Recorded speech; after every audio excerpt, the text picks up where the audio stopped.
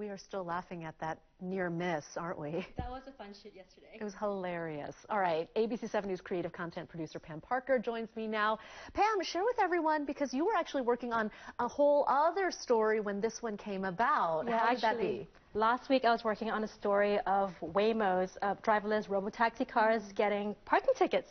Like, how do you even give a ticket to a car with no driver? Yeah, right. But through that story, we stumbled upon this open data website that's available to the public, and found some really interesting information on citations and parking. So what we thought was, hey, everybody hates parking tickets, and what if we found the biggest hotspots for parking tickets?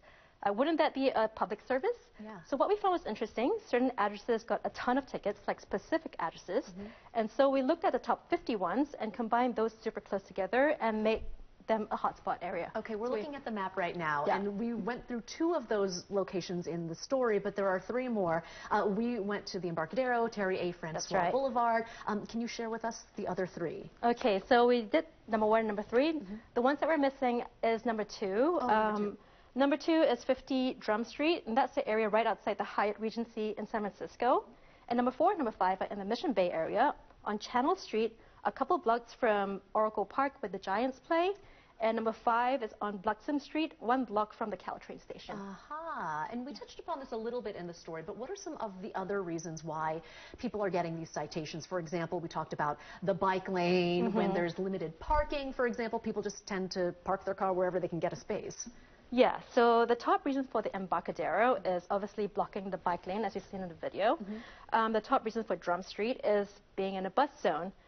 Some of the other reasons that are not necessarily listed in the top 5 are street cleaning, unpaid or expired parking meters, going over residential parking limits, parking in a yellow zone, or not having license plates, for example. Oh, I remember, you know, the signage for one area, and I was trying to park, and it's very tricky sometimes. It's very tricky. The signage has certain hours, and you just sometimes get unlucky. Yeah, so one of the reasons is also parking on public property, and that's really interesting because they have like special zoning. So like, I think like a red curb or is a no parking zone. A white curb means 5-minute parking zones for loading and unloading passengers, often near schools, hospitals, restaurants.